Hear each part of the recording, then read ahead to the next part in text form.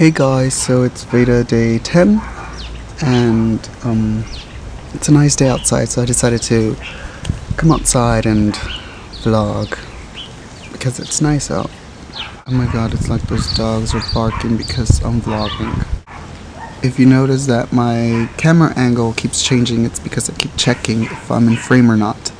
But I'm guessing I am, so I'm just gonna go ahead and start with this tag that I'm gonna do because tags are easy and I love tags because they can fill up a video really easily, and especially for VEDA that is really good.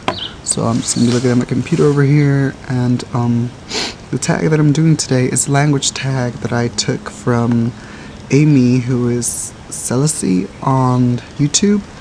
I'll put her video down in the description because annotations are just weird because some people can't see them on their phone or whatever. So I'm just going to put her link down here. If I sound a little bit stuffy, it's because I am, because it's spring. First question, what do you consider to be your native language? I think Spanish, because that's what I spoke at home. That's what my family spoke when I was small, when I was little.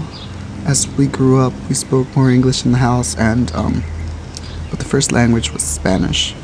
And yeah. What was your first language learning experience? I don't really remember that. I know that it was. Oh my god, I gotta sneeze. I know that it was English because of school, but I think the earliest memory I have of like a language barrier would have to be in kindergarten when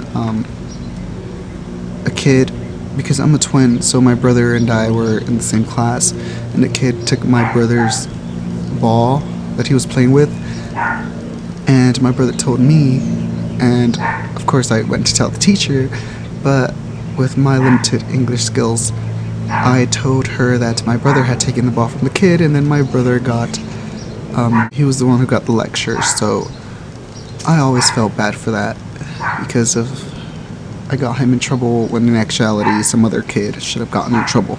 Okay, what language have you studied and why did you start them?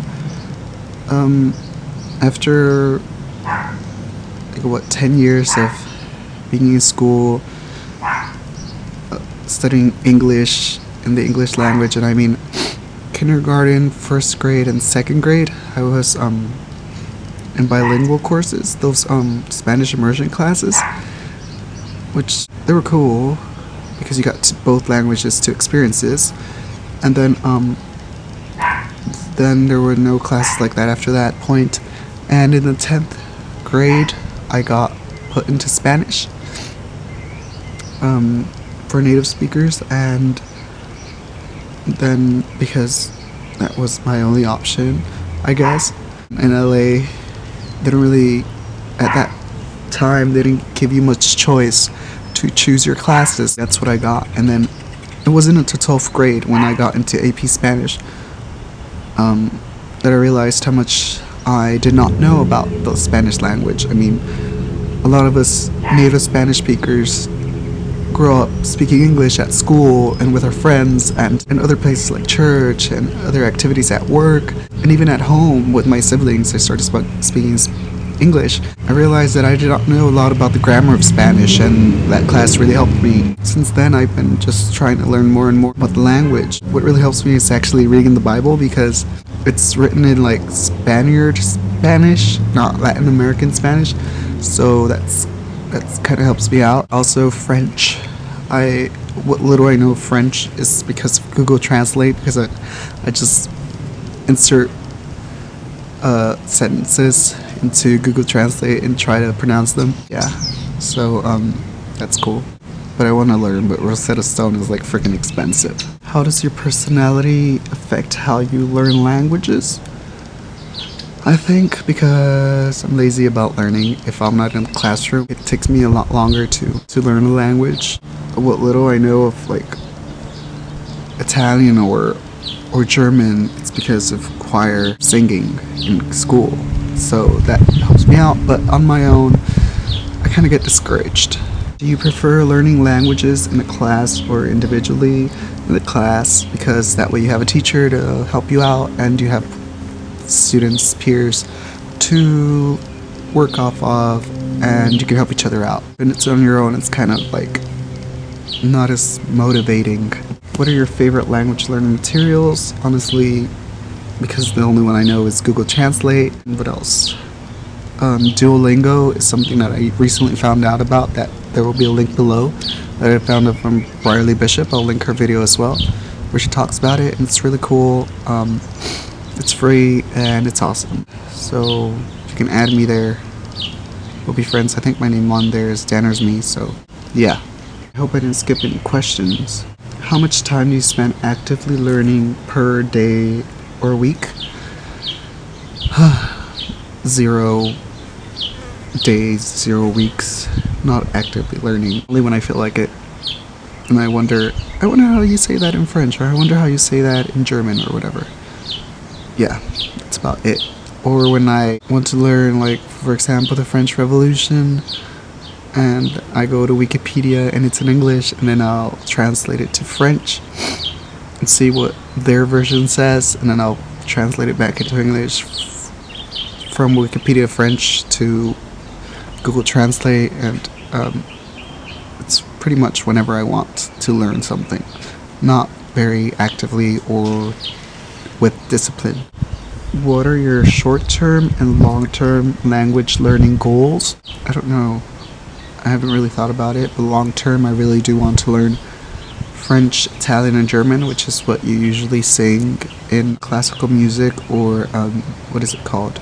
Art songs. It's usually the language that you're required, and I really do want to learn more English, like Old English, and Spanish, like differences between Spanish from Spain and Spanish from Latin America, and even in Latin America, from country to country it differs, from state to state in those countries it differs, from region to region it differs. I mean, Latin America is such a vast land, and even like in the same city there might be 2 different types of Spanish, or Spanish influenced by something else, like their native language, or I don't know.